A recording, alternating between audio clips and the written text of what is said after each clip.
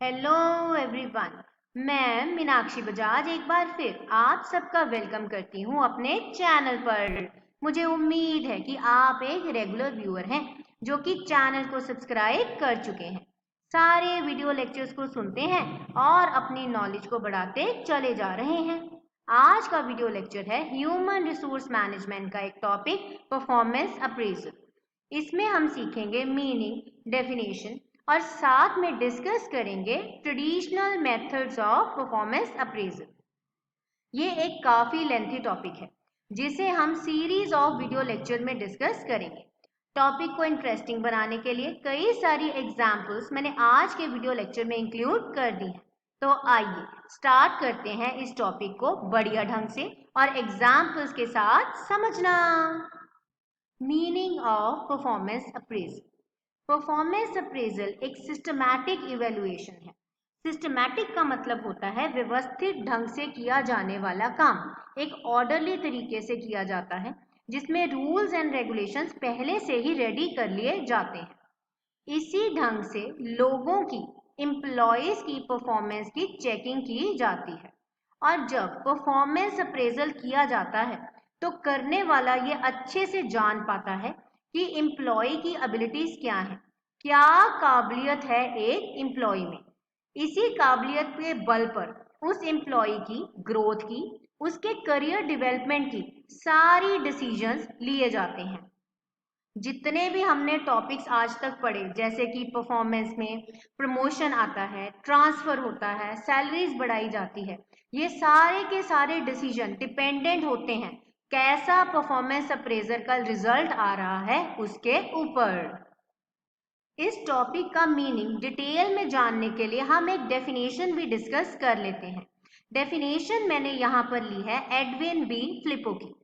फ्लिपो ने बोला कि परफॉर्मेंस अप्रेजल एक सिस्टमैटिक व्यवस्था है, पीरियोडिक, समय समय पर इसको किया जाता है बार बार, और जब भी परफॉर्मेंस अप्रेजल किया जाता है ये इम्पार्शियल होना चाहिए, कोई भी भेदभाव इसके अंदर नहीं होना चाहिए किसी एम्प्लॉय के साथ। रेटिंग्स ऐसी हों जिससे एम्प्लॉय की एक्सीलेंस का पता लगे, उसकी काबिलियत के बारे में सारी जानकारी मिले और जितनी भी चेकिंग की जा रही है उसका एक ही आधार होगा कि वो कैसी परफॉर्मेंस दे रहा है, जिस जॉब पर वो काम कर रहा है उसी का नतीजा होगा उसकी जॉब में बेहतरी आना। अगर उसमें पोटेंशियल है, उसमें काबिलियत है, तो उसे बेटर अपॉर्चुनिटीज कंपनी के द्वारा दी जाएंगी। परफॉर्मेंस अप्रेजल करने के कई सारे मेथड्स हैं। अलग अलग ऑथर्स ने कई तरीके से इसको रूल्स एंड रेगुलेशंस बताए हैं। जर्नली ये देखा गया है कि परफॉर्मेंस का मतलब होता है डिग्री ऑफ एकम्प्लिशमेंट, कितना बढ़िया तरीके से एक एम्प्लॉय ने ये करके दिखाया जो उसके मैनेजर ने उसको सौंपा था। उसकी एबिलिटीज, उसके एफर्ट्स, ये सारा मिलके बनाता है उसकी परफॉर्मेंस। और जब उसको इवेलुएट करना है, मतलब जब उसकी असेसिंग करनी है, उसकी चेकिंग करनी है, तो उसमें कोई ना कोई मेथड तो यूज करना ही पड़ेगा। अब इसी को करने के लिए मैंने आज के वीडियो लेक्चर में आपको पहले ये बताना है कि दो कैटेगरीज बना दी गई हैं, ट्रेडिशनल मेथड्स और मॉडर्न मेथड्स की। इन्हीं मेथड्स की मदद से एक एम्प्लॉय के प्रोग्रेस का मूल्यांकन किया जाता है जो कि उसके फ्यूचर करियर का निर्णायक बन जाता है। ट्रेडिशनल मेथड्स में मैं आपके साथ डिस्कस करूंगी 11 ट्रेडिशनल मेथड्स। स्लाइड में आपको दिख रहे हैं 6 ट्रेडिशनल मेथड्स। आज के वीडियो लेक्चर में हम पहले तीन मेथड्स को डिटेल में डिस्कस करेंगे, graphical rating scales, paired comparison और कॉन्फिडेंशियल रिपोर्ट। एग्जाम्पल्स की मदद से इनकी बारीकियों को भी जानेंगे। अब अगर आप स्लाइड को ध्यान से देखेंगे तो ये पाएंगे कि इसमें बाकी के मेथड्स के नाम भी लिखे हुए हैं। तो जैसे कि मैंने आपको बताया कि एक एक करके हम सीरीज ऑफ वीडियो लेक्चर में सभी मेथड्स को डिटेल में डिस्कस कर लेंगे। स्टार्ट करेंगे सबसे पहले ट्रेडिशनल मेथड के साथ जो कि है ग्राफिकल रेटिंग स्केल्स मेथड। इस मेथड के अंदर एक प्रिंटेड अप्रेजल फॉर्म होता है। जिसे पहले से ही छाप लिया गया है कंपनी के अंदर। हर एक एम्प्लॉय के लिए एक फॉर्म बनाया जाता है। ये एक न्यूमेरिकल स्केल होता है। न्यूमेरिकल का मतलब है जिसमें कई सारे नंबर्स लिखे होते हैं जो कि डिग्री को बता सकते हैं। इसमें एक एम्प्लॉय की अलग अलग ट्रेड्स को स्टडी किया जाता है। कई सारी करेक्टरिस्टिक्स होती हैं हम सबकी पर्सनालिटी में और परफॉर्मेंस का मूल्यांकन करने के लिए एक मैनेजर इन्हीं सारी क्वालिटीज को चेक करता है। जरूरी नहीं है कि वो एक या दो क्वालिटीज को ही आधार बनाए। जितनी क्वालिटीज को वो देखना चाहता है उन सबको वो एक एक करके स्केल पर लिख सकता है। कहने का मतलब ये है कि ये एक लीनियर रेटिंग स्केल है जहां पर रैंकिंग दी जाती है क्वालिटीज के हिसाब से। इस केस में एक रेटर की जजमेंट के ऊपर बहुत सारा भार आ जाता है। अगर उसकी जजमेंट अच्छी है तभी वो सारी क्वालिटीज को भांप पाएगा और एक अच्छा मूल्यांकन, एक अच्छा अप्रेजल कर पाएगा। यहाँ पर आपको इस स्केल को समझाने के लिए एक एग्जाम्पल मैंने इंक्लूड कर दी है। स्लाइड को ध्यान से देखिए। आपको यहाँ पर दिख रहे हैं कई सारे परफॉर्मेंस फैक्टर्स। मैंने अपनी एग्जाम्पल में 4 फैक्टर लिए हैं जिस बेसिस पर एक मैनेजर मूल्यांकन कर रहा है। पहला तो है क्वालिटी ऑफ वर्क, कि कितना बढ़िया काम किया है एम्प्लॉय ने। अब जैसे कि मैंने आपको बताया कि इस केस में रैंकिंग कर दी जाएगी। सबसे पहला रैंक तो है अनसेटिस्फैक्ट्री का, यानी 0 नंबर, कुछ भी बढ़िया नहीं है। दूसरा है पुअर, इसमें 1 नंबर दिया जाएगा। फेयर, ठीक ठीक सा होना, 2 नंबर मिलेंगे। एवरेज का मतलब है ना तो अच्छा ना तो बुरा, उस केस में 3 की रैंकिंग मिलेगी। गुड यानी बढ़िया है, यहाँ पर नंबर मिलेंगे 4। आखिरी पॉइंट है एक्सीलेंट, यानी कमाल ही कर दिया है एम्प्लॉय ने, यहाँ पर रैंकिंग आ जाएगी 5 की। तो क्वालिटी ऑफ वर्क जैसी होगी वैसी ही रैंकिंग दे दी जाएगी। ऐसे ही जॉब के प्रति कितनी नॉलेज है, डेडिकेशन से काम करता है एम्प्लॉय, प्रॉब्लम सॉल्विंग कैसी है। ये तो मैंने लिए हैं सिर्फ 4 फैक्टर्स। इसके अलावा intelligence, quality of work, dependability, attitude, कई सारे फैक्टर्स लिए जा सकते हैं। और ये जो मैंने आपको एग्जाम्पल दी है ये कंटिन्यूअस स्केल की है। 1 2 3 4 5 सारे नंबर्स दिख रहे हैं ना, ये कंटिन्यूअस स्केल है। लेकिन कई सारी कंपनीज डिसकंटिन्यूअस स्केल को भी यूज करती हैं। वहां पर रैंकिंग नहीं दी जाती, सिर्फ ये पैरामीटर्स लिख दिए जाते हैं और जिस पैरामीटर में एक एम्प्लॉय फॉल करता है वहां पर एक टिक मार दिया जाता है। इस मेथड में कई सारी खूबियां हैं। एक तो कई सारी डायमेंशंस को स्टडी किया गया है। दूसरी बात, हर एक करेक्टरिस्टिक को इम्पोर्टेंस दी गई है, वर्ड्स लिखे गए हैं, यानी हर एक क्वालिटी के बारे में पता लगाया जा सकता है। नुकसान एक बहुत बड़ा है, रेटर के ऊपर बहुत बर्डन है। एक एम्प्लॉय को इतना डिटेल में जानना और समझना उसके काम को काफी हद तक बढ़ा सकता है।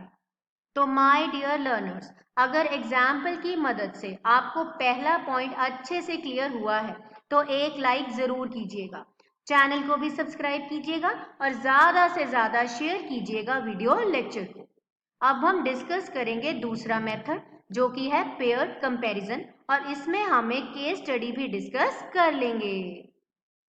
पेयर कंपैरिजन मेथड के अंदर एम्प्लॉयज का कंपेयर किया जाता है एक जोड़े की तरह, दो लोगों का कंपैरिजन किया जाता है। जैसे कि पहले मेथड के अंदर हमने सीखा मैन टू मैन रैंकिंग थी, एक एक पर्सन की रैंकिंग की जा रही थी। इसी की इम्प्रूवमेंट या मॉडिफिकेशन है ये मेथड। यहाँ पर कंपैरिजन होता है 2 लोगों का, एक पर्सन का दूसरे पर्सन के साथ। अब कैसे किया जाता है ये कंपैरिजन ये भी जान लेते हैं। इसमें आते हैं 3 स्टेप। पहले स्टेप के अंदर जो रेटर है यानी जो परफॉर्मेंस अप्रेजल कर रहा है मैनेजर, उसे स्लिप्स दी जाती हैं। उस स्लिप के ऊपर 2 लोगों के नाम लिखे होते हैं। दूसरा स्टेप, वो उन दोनों को कंपेयर करता है और कंपेयर करने के बाद जो एम्प्लॉय उसे बेटर लगता है उसके नाम के आगे टिक लगा देता है। कई कंपनीज में प्लस का साइन लगा दिया जाता है बेटर के ऊपर, और जो वर्स है उसके नाम के आगे माइनस का साइन लगा दिया जाता है। तीसरा स्टेप, जिस पर्सन के नाम के आगे ज्यादा टिक्स लगे होंगे या ज्यादा प्लस के साइन लगे होंगे उसे बेटर रैंकिंग मिल जाती है जब पूरा परफॉर्मेंस अप्रेजल का प्रोसेस खत्म हो जाता है। यहाँ पर यह समझना बहुत जरूरी है कि कैसे पता लगेगा कितने कंपैरिजंस करने हैं। तो उसका एक फॉर्मूला है। फॉर्मूला यहाँ पर मैंने स्लाइड में लिखा है, जो कि है n, ब्रैकेट में है n-1 और सारे को डिवाइड करना है 2 के साथ। n का मतलब होता है टोटल नंबर ऑफ एम्प्लॉइज जिनकी इवेल्युएशन करनी है। अब इसे समझने के लिए हम एक एग्जाम्पल डिस्कस करेंगे कि कैसे एक प्रोडक्शन मैनेजर इवेल्युएशन का काम करता है। एग्जाम्पल है यहाँ पर सिमरन इंटरनेशनल के बारे में। कंपनी के प्रोडक्शन मैनेजर ने डिसाइड किया कि वह अपनी पूरी टीम का परफॉर्मेंस अप्रेजल करेंगे और करेंगे पेयर्ड कंपैरिजन मेथड के साथ। अब कैसे बनाएंगे वो कॉम्बिनेशंस? पहले तो पांचों एम्प्लॉइज के नाम क्या हैं?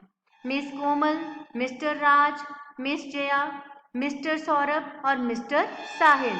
लोग हैं 5, तो कितने कॉम्बिनेशंस बनेंगे उसके लिए फॉर्मूला यूज किए जाएगा।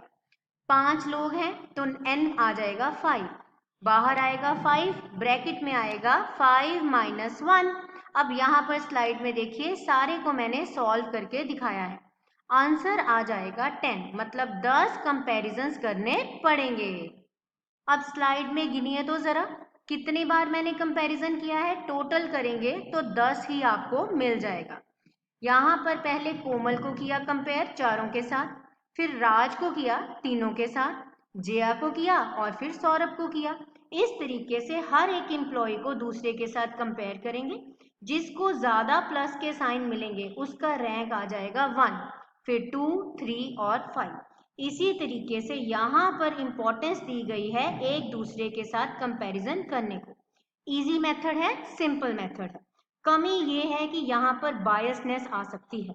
कभी कभी जो मैनेजर है वो किसी की तरफ ज्यादा लीनियंट हो सकता है, और अगर नंबर ऑफ एम्प्लॉइज ज्यादा होंगे तो कंपैरिजन के इतने कॉम्बिनेशंस बन जाएंगे कि कर पाना मुमकिन ही नहीं होगा। अब हम डिस्कस करेंगे थर्ड ट्रेडिशनल मेथड, जो कि है कॉन्फिडेंशियल रिपोर्ट। कॉन्फिडेंशियल का मतलब होता है सीक्रेट रखने वाली चीज, गोपनीय रखा जाता है जिसे। तो यहाँ पर एक एम्प्लॉय के लिए एक रिपोर्ट तैयार की जाएगी। इस रिपोर्ट को तैयार करने का एक स्ट्रक्चर्ड फॉर्मेट होगा, पहले से बनाया गया एक फॉर्मेट। मैनेजर उस फॉर्मेट के हिसाब से सारी इंफॉर्मेशन को कलेक्ट करेगा, अपने एम्प्लॉय की इवेल्युएशन करेगा कि उसके अंदर क्या स्ट्रेंथ और वीकनेस है, क्या क्या अचीव किया है उसने, कहाँ फेलियर रहा, बिहेवियर कैसा है उसका लोगों के प्रति, और ये सारी इवेल्युएशन करेगा इमीडिएट सुपरवाइजर। यही इंफॉर्मेशन बेस बनेगी कि उसको प्रमोशन देना है, ट्रांसफर करना है या उसका डिमोशन ही कर देना है। जनरली ये मेथड सरकारी दफ्तरों में यूज किया जाता है। यहाँ एम्प्लॉय का अप्रेजल बनाया जाता है एक फाइल के तौर पर, और उस फाइल को सौंप दिया जाता है सीनियर मैनेजमेंट को सील करके, और जिस एम्प्लॉय का मूल्यांकन हुआ है उसे भी वह रिपोर्ट देखने की इजाजत नहीं होती। यहाँ पर फायदा ये है कि हर एक एस्पेक्ट को स्टडी कर लिया जाता है। नुकसान ये है कि अगर मैनेजर बायस्ड होगा उस केस में वो काफी बुरा कर सकता है अपने एम्प्लॉय का। और कभी कभी ये देखा गया है कि एम्प्लॉय अपने परफॉर्मेंस अप्रेजल के साथ एग्री नहीं करता, उसे ये लगता है कि कई सारे पॉइंट मैनेजर ने छोड़ दिए जो कि उसने अचीवमेंट्स करके दिखाई थी। इसके साथ ही हमारा आज का वीडियो लेक्चर कंप्लीट हुआ। हम मिलेंगे बहुत जल्द एक नए वीडियो लेक्चर में, और उसमें सीखेंगे अगले मेथड्स, वो भी डिटेल में और एग्जाम्पल्स के साथ। पर आप भूलिएगा नहीं, लेक्चर को लाइक करना, शेयर करना और सबसे जरूरी चैनल को सब्सक्राइब करना। तो मिलते हैं बहुत जल्द।